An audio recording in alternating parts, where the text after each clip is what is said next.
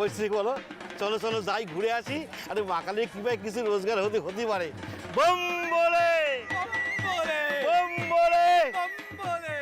দিদমা বলেছেন বাবা মশাইয়ের হুকুম অমান্য করার সাজা হিসাবে তুমি কোথাও যেতে পারবে না।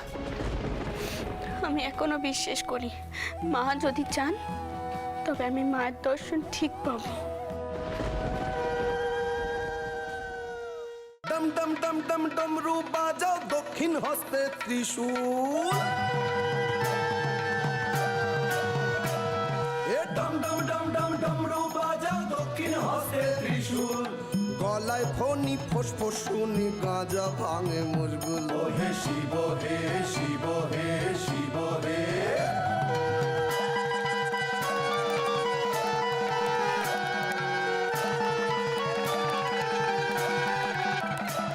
अरे बम बम बम बम, अरे बम बम बम बम बुली हरदम ढुल्लू ढुल्लू आखी।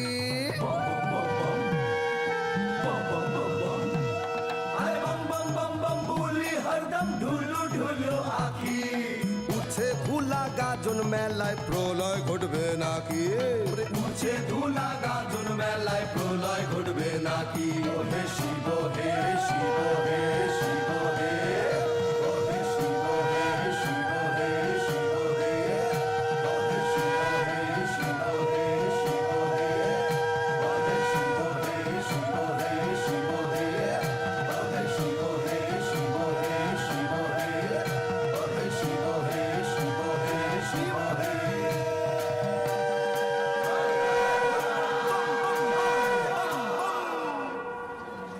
ও তো রানী সৌর ঘরের পালকি।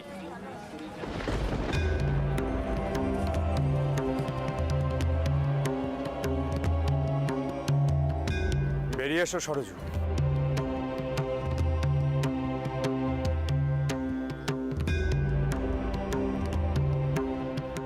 রানী কই? সে আসেনি? সেই তো রানীকে তো কোথাও দেখছি না। না, এবার তাড়াতাড়ি মন্দিরে চলো। মন্দিরে ঢুকে বড় করে পুজো করে প্রার্থনা করো, কোনো গন্ডগোল যেন না হয়। আজ দেখলে তো কেমন হলো, খুব তো দিদি দিদি করো। দিদির সাহস কথাবার্তা সবই তোমার ভালো লাগে, তার ফলও চোখের সামনে দেখলে। রাজচন্দ্রের বউ এমন উৎসবের দিনে ঘরবন্দি। শুনে রাখো সরজু, মার বাড়িতে জ্যাঠামশাই শেষ কথা। আপনি মন্দিরের ভিতরে যাবেন তো? যাব না কেন? আমি কি রাজচন্দ্রের মতো রামমোহনের চালা নাকি, যে ভগবানের বিগ্রহকে মানব না? কথা বাড়িও না, চলে এসো।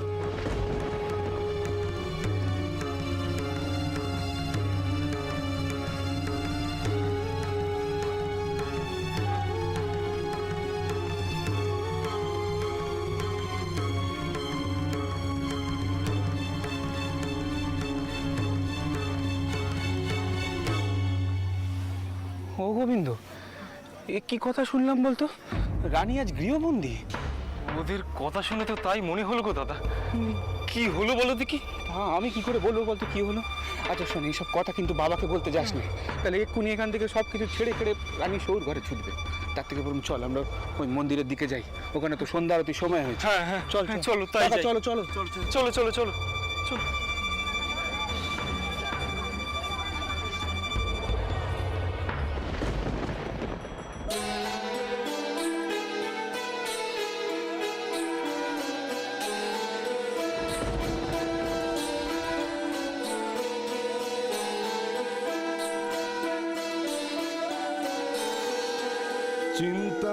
চিন্তাময়ী তারা তুমি আমার চিন্তা করেছো কি? নামে জগৎ চিন্তা হারা তুমি, নামে জগৎ চিন্তা হারা, কিন্তু কাজে তেমন মহিমা দেখি। চিন্তাময়ী তারা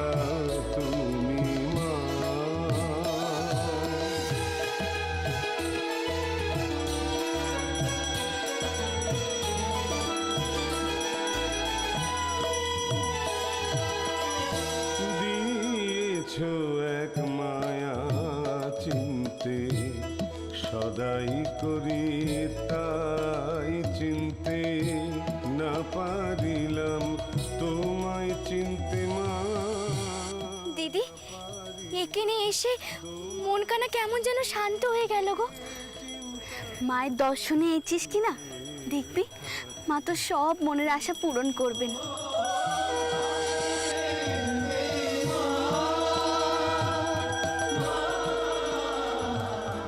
মা, দিদি তোমার ভক্ত, তোমার উপর দিদির অগাধ বিশ্বাস। তাকে রক্ষে করো মা, রক্ষে করো।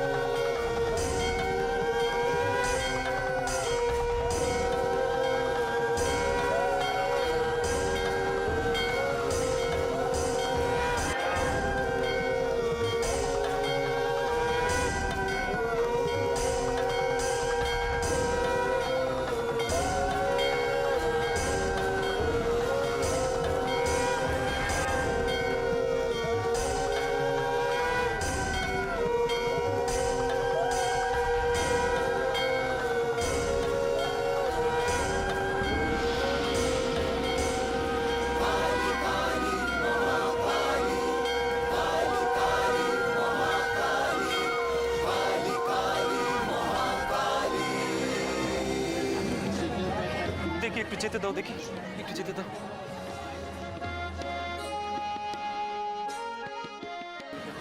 ও দাদা, ওই তো বাবা। কিন্তু এত ভিড় ঠেলে কি করে যাই বলো তো? শোন না গোবিন্দ, একটা কাজ করি, বরং বাবাকে গিয়ে বলি যে রানী সৌর ঘর থেকে পালকি এসেছে কিন্তু রানী আসেনি। সে কখন থেকে মেয়েটার জন্য হাফ ইতেশ করে বয়ে আছে। বাপের মন তো।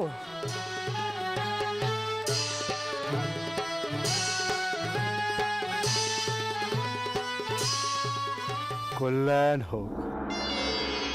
তা কেমন আছো মা? ভালো আছি বাবা। সেদিন মার কৃপায় জোর রক্ষে পেয়ে গিয়েছো, সাবধানে চলাফেরা করবে। তা ছোট বউ রানী আজ আসেনি?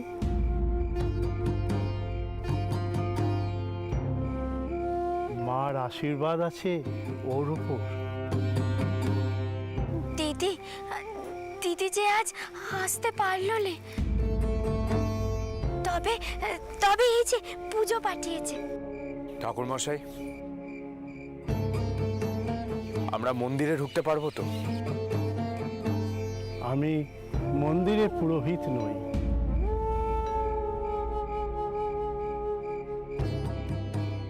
আমি মায়ের একজন সামান্য ভক্ত মাত্র। মার দরজা এখন বন্ধ, মার সাজ চলছে। একটু পরে মায়ের দরজা খুলবে।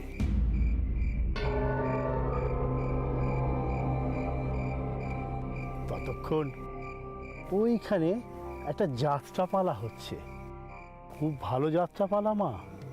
নাম সতীর দেহত্যাগ। তোমরা ওটা গিয়ে শুনতে পারো। তারপর মার দরজা খুললে তোমরা পুজো দিয়ে তারপরে যাবে। জয় মা কালী, জয় মা কালী, জয় মা কালী, জয় মা কালী, জয় মা কালী। কি করবেন এই সময়টা? সাধু বাবা বলে কি, মার বাড়ির লোকেরা অপেক্ষা করবে কখন মন্দিরের দ্বার খুলবে বলে। রায়চৌধুরী মশাই কোথায় দেখি তো? দাঁড়ান, আপনি কোথায় যাচ্ছেন? যাবেন না, আমার কথা কানে একটিবার শুনুন। মায়ের সম্মুখে যে সকলেই সমান, আমরা এখানে এসে মন্দিরের নিয়ম কেন ভাঙবো? আমরা যদি জোর করে মন্দিরের দ্বার খোলাই তবে যে পাপ হবে। বৌঠানের সঙ্গে থেকে থেকে জ্ঞান দেওয়ার অভ্যেসটা ভালোই রপ্ত করেছো।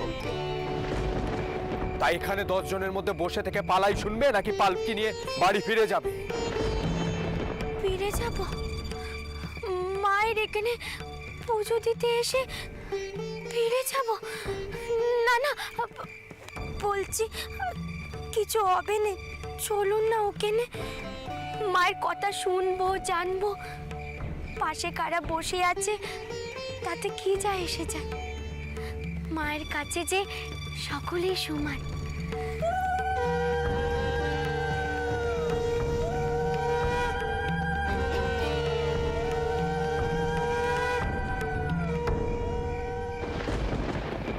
দিন দিন সাহস তোমার বেড়ে যাচ্ছে দেখতে পাচ্ছি। নেহাত বেটার জন্ম দেবে বলে সহ্য করছি, নইলে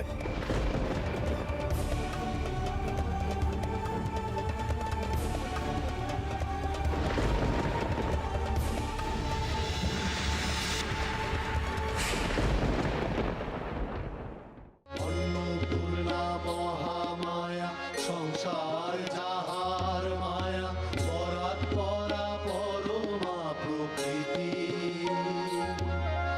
সত্যি রূপা নিরূপমা আপনি আপন সমা সৃষ্টি স্থিতি প্রলয় আকৃতি সৃষ্টি স্থিতি প্রলয় আকৃতি।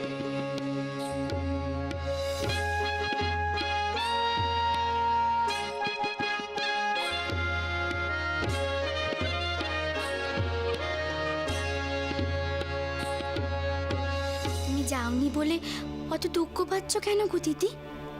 মা কি শুধু আর মন্দিরেই থাকেন নাকি? তিনি হলেন জগৎ জননী, জগতে সর্বত্র জড়িয়ে আছেন। তবে আজ পালাগান দেখলাম গো দিদি, কি করে সতীপীঠের জন্ম হলো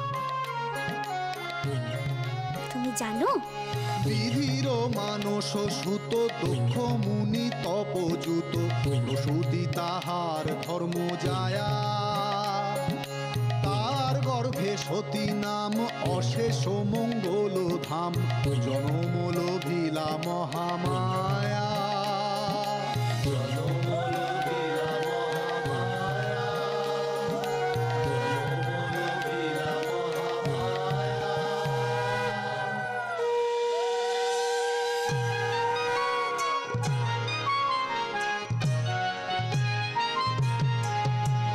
নারদ ঘটক হয়ে নানা মত বলে কয়ে শিবের বিবাহ দিলা সতী। দক্ষের বিধাতা বাম নালয়ে শিবের নাম সদা নিন্দা করে হীনমতি। আরম্ভিয়া দেব যাগ নিমন্ত্রিল দেবভাগ নিমন্ত্রণ না করিল মহেশে। যাইতে দক্ষের বাস সতীর হইল আশ অনুমতি মাগিল গিরিশে। আহা অনুমতি মাগিল গিরিশে, সতী অনুমতি মাগিল গিরিশে। বের পর বাপের ঘরে বড় যজ্ঞী আবার কথা শুনলেন মা সতী। কিন্তু তাকে তো বটে, স্বয়ং শিবকেও নেমন্তন্ন করেননি দক্ষ রাজা। এদিকে মেয়ের পরাণ কাঁধে, আবার স্বামীর মানেরও প্রশ্ন। দোটানায় পড়লেন সতী। মেয়েদের কি আর কম যন্ত্রণা গো দিদি? যতক্ষণ সতী শিব না দেন আদেশ ক্রোধে সতী ধরিলা অসমহাবিদাবে।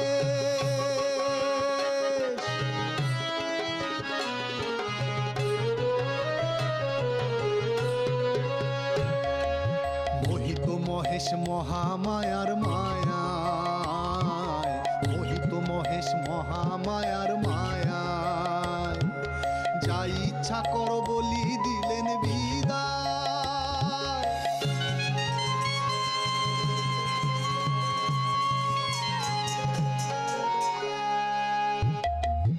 আনিতে রথে শিব কহিলা নন্দীরে, রথে চড়ি গেলা সতী দক্ষের মন্দিরে, দক্ষের মন্দিরে সতী দক্ষের মন্দিরে।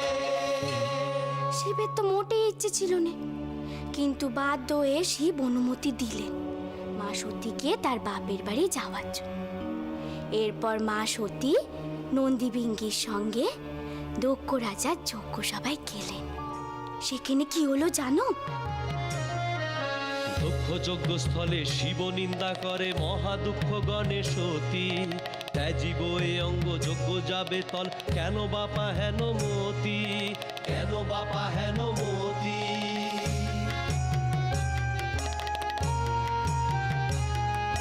যে মুখে পামর নিন্দিলে শঙ্কর, সে মুখ হবে ছাগল। এতে কহিয়া শরীর ছাড়িয়া উত্তরিলা হিমাচল, উত্তরিলা হিমাচল, উত্তরিলা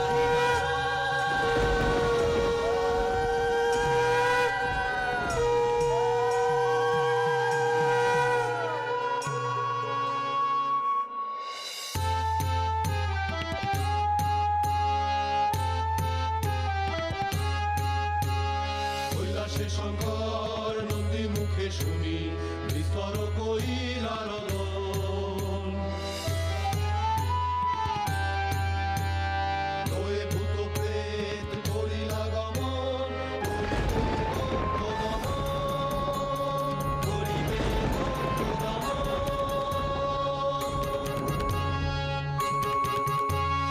বীরভদ্র আর ভদ্রকালী যজ্ঞস্থল লণ্ডভণ্ড করল।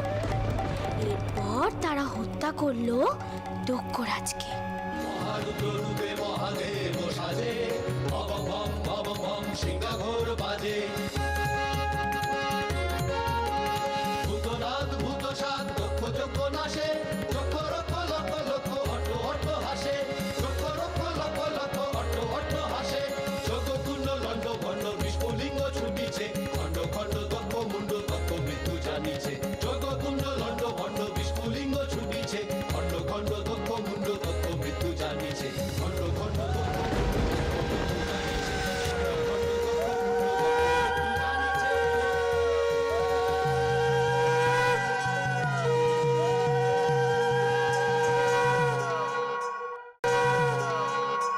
এরপর শিব সতীদেহ কাঁদিনে প্রলয় নৃত্য শুরু করলেন।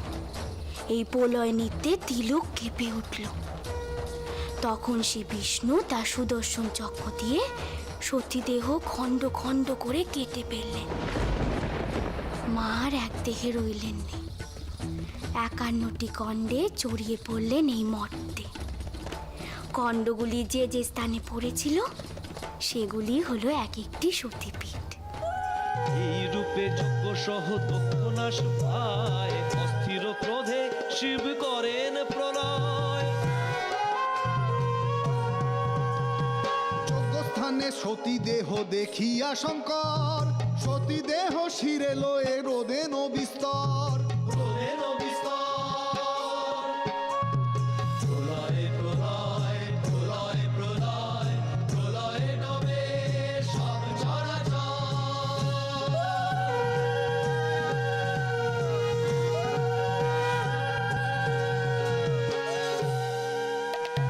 বিধি সঙ্গে মন্ত্রণা করিলা গদাধর, সতী দেহ থাকিতে না ছাড়িবেন হর।